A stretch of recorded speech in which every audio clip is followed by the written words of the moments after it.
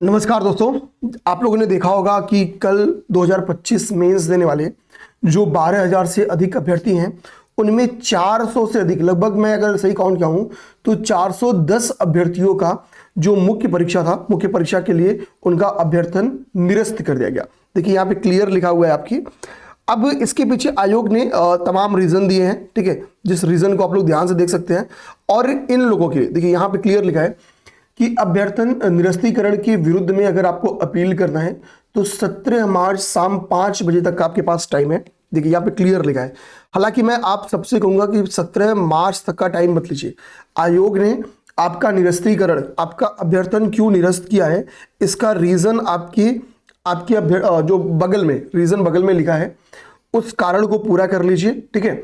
और आयोग के पास यहाँ पे देखिए लिखा है व्यक्तिगत उपस्थिति भी दर्ज करा सकते हैं और पंजीकृत डाक के माध्यम से भी। लेकिन अब जो अभ्यर्थी परेशान हो उनसे मैं कहूंगा आप व्यक्तिगत उपस्थिति दर्ज कराओ।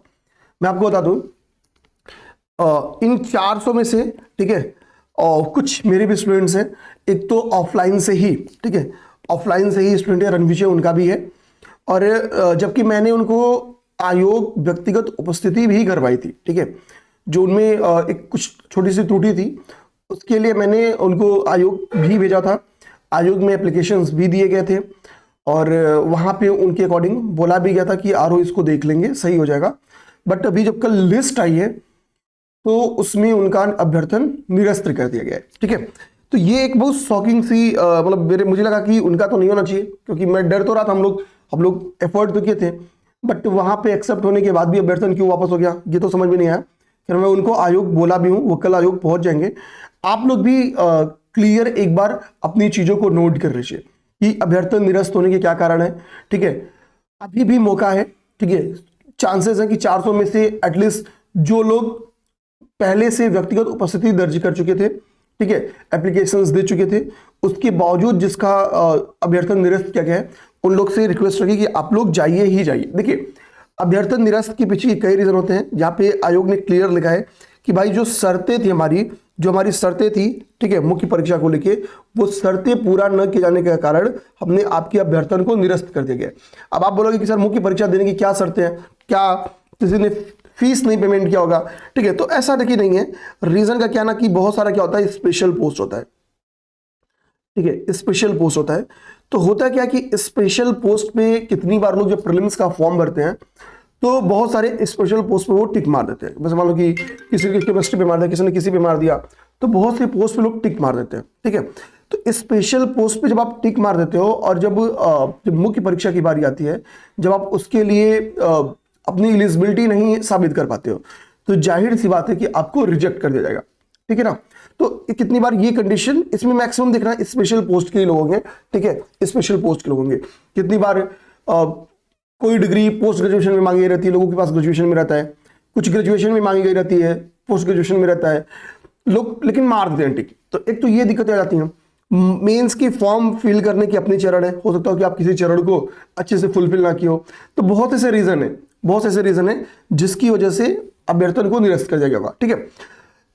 अभी टाइम है, ऐसा नहीं है कि ये अंतिम लकीर बन गई, बट आप कोशिश करो ताकि जो लोग बच सकते हो। क्योंकि देखो भाई, यूपी पीसीएस का मेंस लिखना अपने आप में एक उपलब्धि है। आप समझो 5 लाख लोग प्रीलिम्स देते हैं, उसके बाद से रिजल्ट होता है कितना, इस बार तो 12,000 लोग हैं, 2023 तक तो 2,500-3,000 लोग केवल मेंस देते हैं, ठीक है। तो मैं यही कहूंगा, ठीक है, यार कि जो भी लोग इसमें आगे हैं, आप अगर अभी भी एलिजिबल हैं, आप अपने में कॉन्फिडेंट हैं, तो मैं ये कहूंगा कि 17 मार्च का वेट मत करिए। आज मैक्सिमम, आज नहीं तो मैक्सिमम कल आप आयोग पे अपनी व्यक्तिगत उपस्थिति दर्ज करवा लीजिए और कोशिश करिए कि कुछ क्लैरिफिकेशन मिल जाए ताकि आप निश्चिंत हो पाए, ठीक है। आप निश्चिंत हो पाए भाई, यहां से मेंस में आपके पास 20 दिन के भी समय नहीं है, 20 दिन के भी समय नहीं है, इनके 15 दिन का टाइम है, आपको भागना है मेंस देने। तो ये लोड आपका क्या करेगा ना, पता चले कि आप 17 तारीख का इंतजार करो, 17 के बाद जाओ, फिर पता चले कि क्लियर होने में 1-2 दिन लग जाए, तो समझे ना, फिर क्या होगा कि आपका लास्ट का जो 2-4-5 दिन का ये फेज है ना, जो बहुत इंपॉर्टेंट फेज है, वो खराब हो जाएगा।